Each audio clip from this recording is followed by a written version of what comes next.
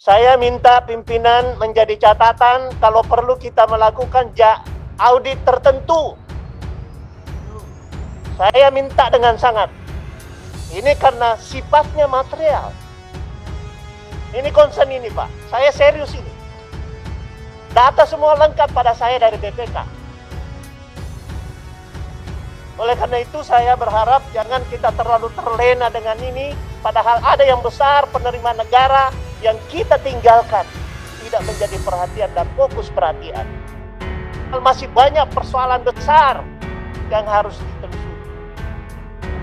Saya concern terhadap ini Pak Dirjen. Mudah-mudahan Pak Dirjen paham ini. Saya concern pada pengawasan itu karena semua data dari BPK saya sudah ambil semua dan saya minta melalui surat resmi. Saya pribadi. Saya meminta poros Makassar Parepare itu apakah direkonstruksi ataukah bagaimana? Karena masalahnya sudah dikatakan ada air muncul di situ. Jangan tambal sana, preservasinya 14 miliar untuk apa Pak? Buang-buang duit.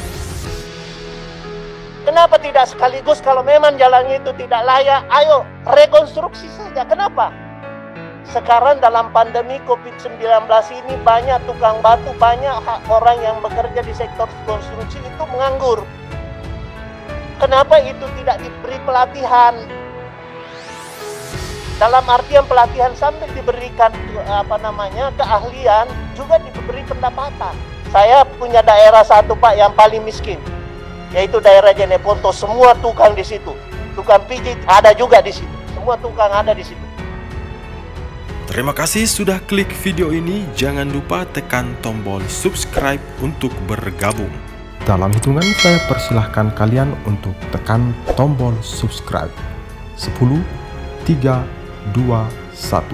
Saya ucapkan selamat bergabung dalam channel ini. Pak Dirjen Bina Marga dan Bina Konstruksi dan seluruh jajarannya yang saya hormati. Pertama, saya memulai dulu tadi seperti apa yang disampaikan Bina Konstruksi mengenai hasil pemeriksaan BPK. Ini terkait khusus di Bina Marga. Sebelum itu saya ingin membacakan dulu bahwa hasil pemeriksaan BPK sampai tahun 2020 Desember, Pak. Temuannya 103 temuan. Sampai Desember 2020 baru bisa selesai 40. Temuan yang belum sesuai 43 dan 15 yang belum ditindaklanjuti. Mudah-mudahan di Bina Konstruksi yang sisa satu itu yang masih tertinggal. Terkait dengan Bina Marga, dalam skop pengawasan BPK terhadap sistem pengendalian intern, mungkin yang lalu juga sudah disampaikan pada raker dengan menteri ataukah di mana saja pada pertemuan-pertemuan kita setelah Pak Menteri, saya ingin men-stressing hasil pengendalian terhadap aset dan kewajiban jasa konsesi, Pak Dirjen. Ini disebut di hasil pemeriksaan ini Bina Marga. Di dalam laporan keuangan ini saya baca aslinya Pak ya. Laporan keuangan Kementerian PUPR 2019 menyajikan aset jasa konsesi audited 296,3 triliun. Selain itu juga Bina Marga menyajikan juga kewajiban jasa konsesi 320,3 triliun. Ini yang masih temuan BPK, khususnya sampel yang diambil pada jasa konsesi terhadap PT Hutama Karya. Ini pimpinan mohon perhatian barangkali Pak. Karena apa? Semua angka-angka yang disebutkan dalam neraca Kementerian PUPR itu tidak didukung oleh bukti. Ambil sampelnya BPK dalam PT Hutama Karya, 3 ruas jalan yang dikuasai dan dikonsesi. Berapa jumlah yang harus dimasukkan itu tidak disertai dengan bukti-bukti. Ini perlu menjadi perhatian Jasa Marga, pimpinan yang saya hormati, kalau perlu kita melakukan audit tertentu terhadap ini. Ini menjadi bahan, Pak. Saya kebetulan kawan saya yang menangani ini menelpon saya, kok bisa begitu Kementerian PUPR ya? Ya, namanya kawan di sana memaparkan seperti itu, ya harus saya, fungsi saya sebagai orang yang mengawasi, harus saya sampaikan ini, Pak. Ini hasil pemeriksaan. PT Hutama Karya sebagai contoh 3 ruas, Pak, tidak didukung oleh bukti. Hanya menunjukkan bahwa pekerjaan ini sekian, masuk di dalam neraca gitu.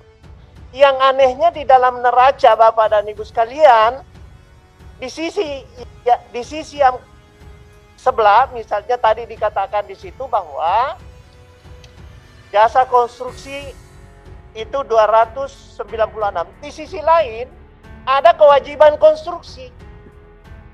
Ya. Kalau di dalam neraca itu satu penerimaan, satu masih ada harus pengeluaran, Pak. Satu di debit, satu di kredit. Ini masih ada kewajiban jasa konstruksi. Saya tidak tahu ambil dari mana angkanya BPK ini. Saya minta pimpinan menjadi catatan kalau perlu kita melakukan audit tertentu. Saya minta dengan sangat. Ini karena sifatnya material. Bagaimana bisa membuktikan bahwa jasa konsesi itu, ya, berapa nilainya tidak didukung oleh bukti? PT Hutama Karya 3 ruas. Ini concern ini, Pak. Saya serius ini. Data semua lengkap pada saya dari BPK. Oleh karena itu saya berharap jangan kita terlalu terlena dengan ini. Padahal ada yang besar penerimaan negara yang kita tinggalkan. Tidak menjadi perhatian dan fokus perhatian.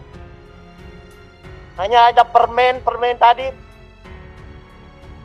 Dapat Pak Bakri dididik dan sebagainya, padahal masih banyak persoalan besar yang harus ditelusuri. Saya concern terhadap ini, Pak Dirjen. Mudah-mudahan Pak Dirjen paham ini. Sistem akuntansi pemerintahan satu kewajibannya mesti tinggi, padahal jasa konsesinya yang diterima rendah.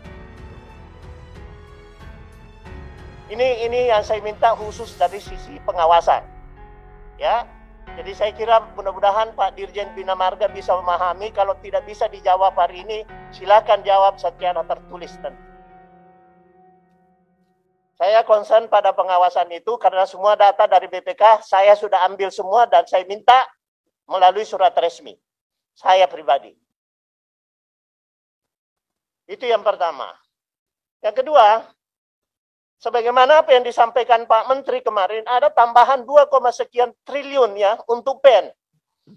2,7 apa 2,5, saya tidak hafal angkanya. Di mana penambahan itu pada Bina Marga? Setelah refocusing ini. Apa yang diprogramkan? Saya minta kepada Pak Menteri dan Pak Menteri mengatakan bahwa akan disampaikan setiap eselon nanti. Saya tidak tahu yang mana di sini tadi yang disampaikan oleh Pak Dirjen. Yang anggaran 2,7 apa 2,5 terkait dengan pemulihan ekonomi nasional. Yang mana di situ? Terus yang ketiga, saya membaca penyajian Pak Dirjen. Ada Sulawesi Selatan saja, Pak ya, Pak Dirjen. Jalan lintas barat itu kira-kira kaitannya ke Mamuju. Jalan lintas tengah panjang 2080 km, mantap 97,65%. Lintas tengah itu berarti Sulawesi Selatan. Nah, inikah yang dimaksud 97,65%? Jalan poros Makassar Parepare mantap 96,765%. Mudah-mudahan di luar dari 97,65 karena di sini dikatakan mantap 97,65%. Sedangkan di sisi lain wajah infrastruktur jalan di Sulawesi Selatan itu, Pak, poros selatan dan poros utara dan poros tengah. Poros yang paling disorot di sini adalah Makassar Parepare.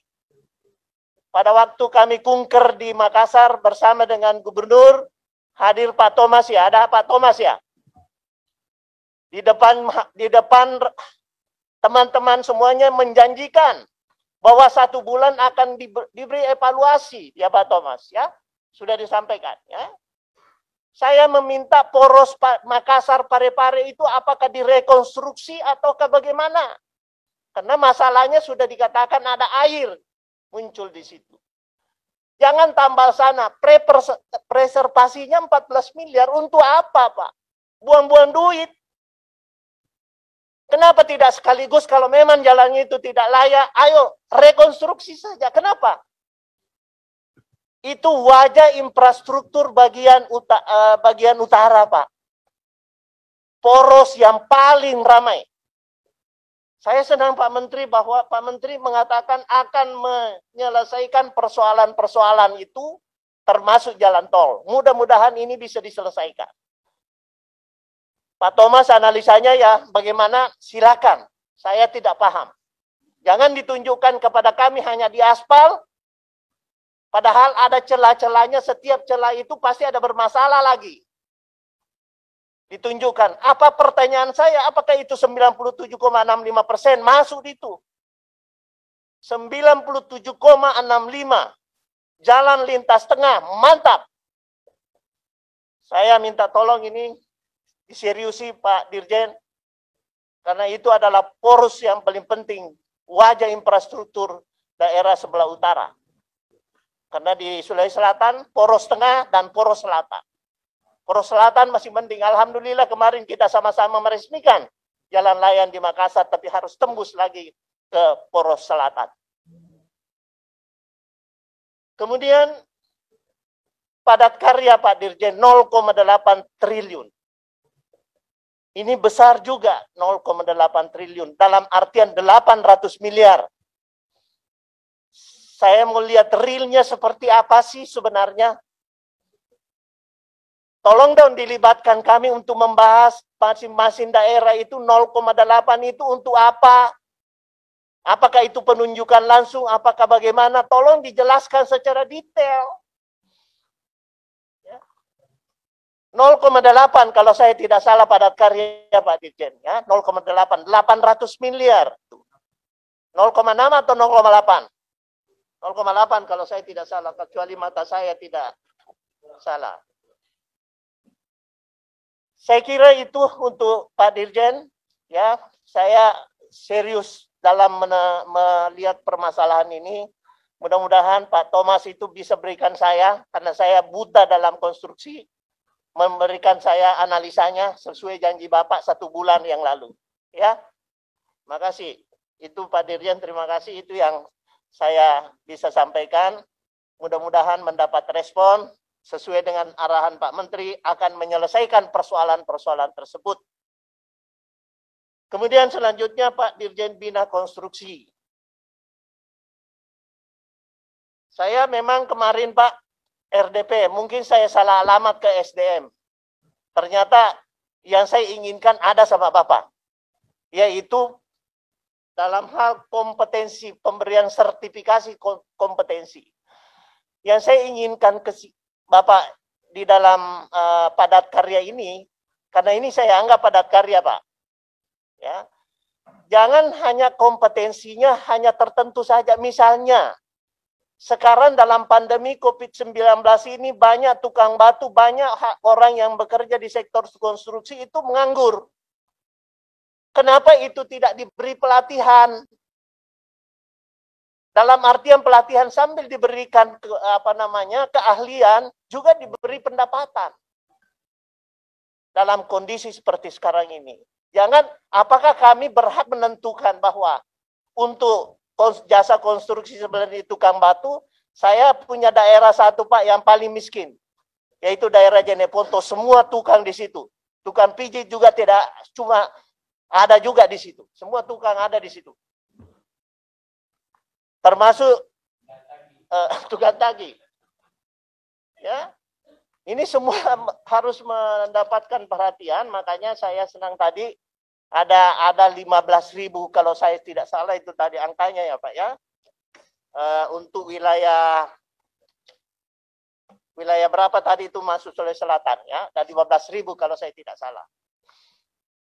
Tenaga kerja. Mudah-mudahan skop pelatihannya sesuai dengan yang diinginkan oleh yang bersangkutan, ataukah kami yang mengusulkan jenis pelatihannya. Terus yang terakhir untuk bina konstruksi, saya kira tadi mengenai 80% Pak ya, nanti surat edaran Bapak sudah sampai di bawah ya, satu langkah maju, tetapi persoalannya adalah apakah kalau di bawah 80% itu otomatis tidak diumumkan dulu sebelum ada pendamping dari owner. Jangan sudah diumumkan baru diminta pendamping untuk mendampingi, jangan. Apakah otomatis kalau kita melihat penawaran ada yang di bawah 80% langsung cut off? Ya, harus di cut off Pak. Bahwa kayak ini diulang semua. Atau jangan dimenangkan di situ. Konsultasikan dulu kepada balai teknis yang melakukan itu. Bukan P2JK-nya. Yang agak ragu saya lihat di sini karena ketua Pokjanya yang mengundang. Ya Pak ya.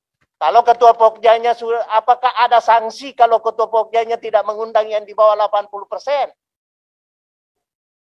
Apakah harus otomatis sesuai surat edaran Bapak yang di bawah 80% otomatis itu dipanggil? Jangan sampai ada hal-hal yang tidak sesuai dengan surat edaran yang Bapak katakan dan sesuai impres dan keputusan menteri yang ada. Saya kira itu saja pimpinan dan Pak Dirjen dan seluruh jajarannya, mudah-mudahan ada manfaatnya. Terima kasih. Assalamualaikum warahmatullahi wabarakatuh.